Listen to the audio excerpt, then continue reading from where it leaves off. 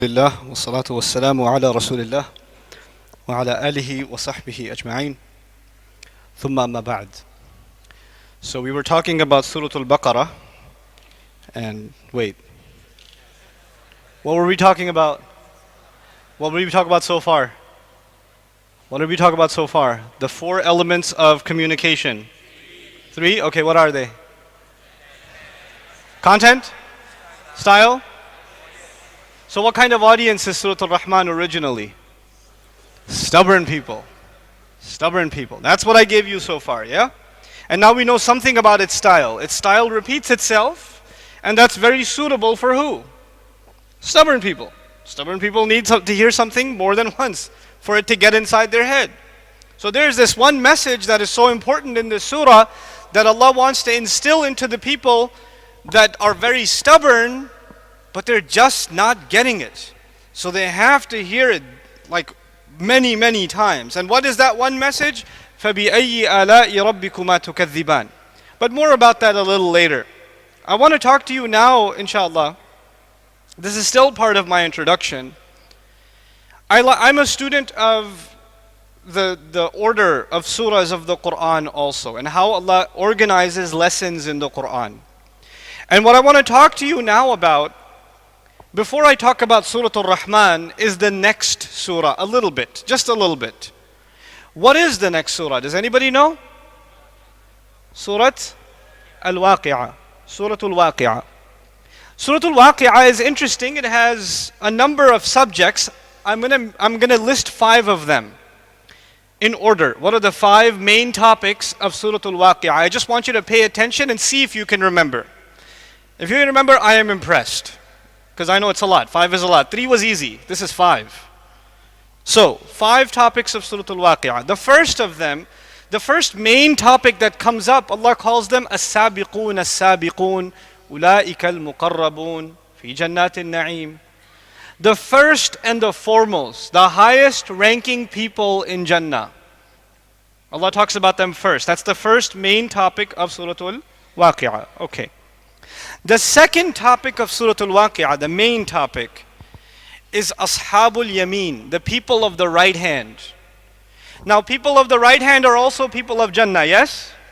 But Allah first talks about as-sabiqun, meaning the premium package, the higher level, the best people. Then He talks about everybody else who also made it on board. So there's first class and there's economy class Jannah also, but it's mentioned. So 2 classes of people, but they're both good. They're both making it. They're both saved. Okay.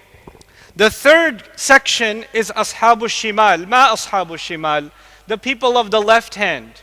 The people of the left hand are safe or in danger? They're in danger. So we've got 2 groups of people that are safe. As-sabiqun as-sabiqun, the first and the foremost. Then Ashabul Yameen, people of the right hand. Then Ashabu Shimal, people of the left hand. How many subjects did I say the surah has? It has 5 main topics, and there's an introductory passage and there's a concluding passage, but 5 in the middle. I'm talking about the 5 in the middle. So 1 was as-sabiqun as-sabiqun, 2 was ashabul yameen, 3 was ashabul shimal, 4 is Allah makes a list of some of the things that only Allah can do. You can't do it. أَأَنْتُمْ تَزْرَعُونَهُ أَمْ نَحْنُ الزَّارِعُونَ أَأَنْتُمْ تَحْرُثُونَهُ. Are you planting seeds? Are you making the plants grow? Are you making the crop come out? Are you sending the water from the sky, or we do that? Who does that? So he makes a list of things that only He can do and we cannot do, that we see all around us. He makes us humble. He makes us humble by showing us that He does things that we are incapable of. These are some of the creations of Allah that can only be creations of Allah. They cannot be creations of ourselves. Right? So I'll give it a simple topic: the creations of Allah. The creations of Allah. Let's start from the beginning. We have 4 topics now. What was the first one? As-sabiqun as-sabiqun. What was the second one? Ashabul Yameen. What was the third one? Ashabul Shimal. What was the fourth one? The creations of Allah. The creations that can only be Allah's creation. They can't be our creation. And the 5th one, the final one, is actually فَلَا أُقْسِمُ بِمَوَاقِعِ النُّجُومِ وَإِنَّهُ لَقَسَمٌ لَوْ تَعْلَمُونَ عَظِيمٌ إِنَّهُ لَقُرْآنٌ كَرِيمٌ. It is a passage about the greatness of the Qur'an. It is about the Qur'an itself, how Qur'an is awesome. And it's actually one of the most beautiful places that describes the power of the Qur'an. Previously at George Mason University, I think the lecture's on YouTube somewhere, I talked for an hour or two just about this ending of Surah Al-Waqi'ah, and how incredible Allah describes the power of the Qur'an at the end of Surah Al-Waqi'ah.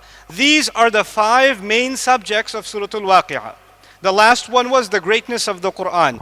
I'm going to see if you guys remember now. Number 1. I don't hear you. As-sabiqun, as-sabiqun. The first and the foremost. Number 2. Ashabul Yameen. Number 3. Ashabul Shimal. Number 4.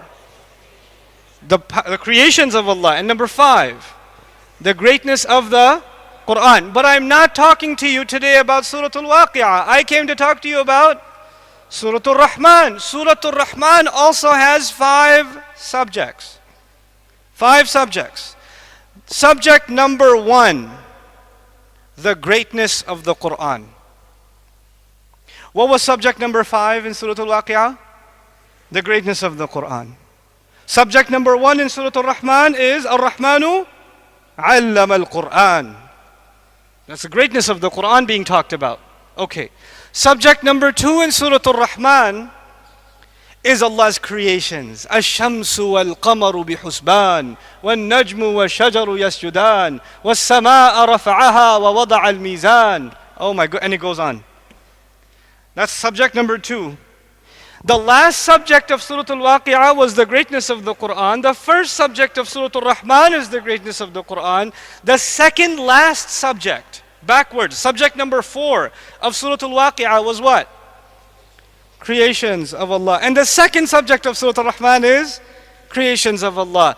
The third subject of Surah Ar Rahman is Judgment Day, criminals that will end up in the hellfire. That's subject number 3. What was subject number 3 backwards in Surah Al-Waqi'ah? Ashabul Shimal. Same people? Then subject number 4, Allah says, وَلِمَنْ خَافَ مَقَامَ رَبِّهِ جَنَّتَانِ. Allah gives 2 jannahs to people who feared Him, and He starts describing a jannah. And a little bit later He says, وَمِن دُونِهِمَا جَنَّتَانِ. And above and beyond that, there's even a better jannah I got for you. There's 2 more jannahs. So He talks about Jannah 2 times. One time a beautiful Jannah, and then He says, I got even a better Jannah for you. So you could say Jannah regular and Jannah deluxe package. 4 and 5, Jannah and better Jannah. What was subject number 1 and 2? As-sabiqun, as-sabiqun, ashabul yameen. The best of the best get the best Jannah. Subject number 1 and subject number 5. Subhanallah. This is how Allah teaches lessons. Those of you that are teachers in the audience, sometimes when you teach a lesson and it's got 5 parts, a chapter has 5 lessons. When you review it, what do? Sometimes a good way to review a lesson is go in reverse. 5, 4, 3, 2, 1. And this technique is something Allah Himself teaches us in the Qur'an. This is one of the things I'm a student of. I like to study how ayat are organized in the Qur'an, how Allah constructs arguments in the Qur'an, how He makes us learn lessons that we won't forget. And it's hard to forget after this. If you can remember the 5 lessons of Surah Ar Rahman, you will already look for the 5 lessons repeated again in reverse order, in perfection, in Surah Al-Waqi'ah. This is still, again, introduction. We haven't started the surah yet. Now we got to get inside the surah. Inshallah. So how many sections are in Surah Ar Rahman again? 5. I hopefully I can talk to you only about the first section today. If I can do at least that much, something of my job is done. Something of my job is done. This surah is unique for many reasons. And one of them is that Allah Azza wa Jal began this surah with one single word that is an ayah by itself, but it's not from the mutashabihat. You know, alif lam mim is an ayah. I don't know what that means, you don't know what that means, Allahu Ta'ala a'lam. Allah knows. But that's one ayah. Ar Rahman is one ayah. It's one ayah. But it's not like only Allah knows what that means. He taught us what Ar Rahman means, yes? And for those of you that are students of language, Ar Rahman allama al-Qur'an is actually one sentence. It's one sentence. Ar Rahman allama al-Qur'an. But Allah broke it up. So Allah took one sentence and put it in two ayat. Why would He do that? You don't do that in English class. You don't do that in English class. You don't say Allah, full stop, created us, full stop. If you do that, your teacher will mark you wrong and you say inspired by Surah Ar Rahman at the bottom. You know, you give dalil for your... It's not going to work. Trust me, it's not going to. I tried. It doesn't work. Okay. But let me tell you why Allah does that. One of the reasons Allah does that, Allah tells us Himself in His book. He says, لِيَدَّبَّرُوا آيَاتِهِ وَلِيَتَذَكَّرَ أُولُو الْأَلْبَابِ. So people could do deep thinking about each and every one of His ayat. If it was one sentence, then we would think about the whole sentence as one ayah.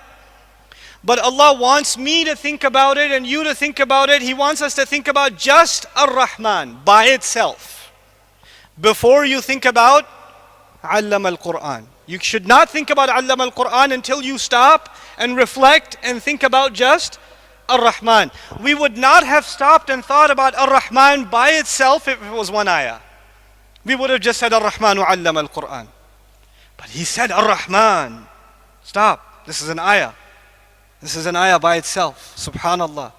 So we got to stop too. We can't just go on.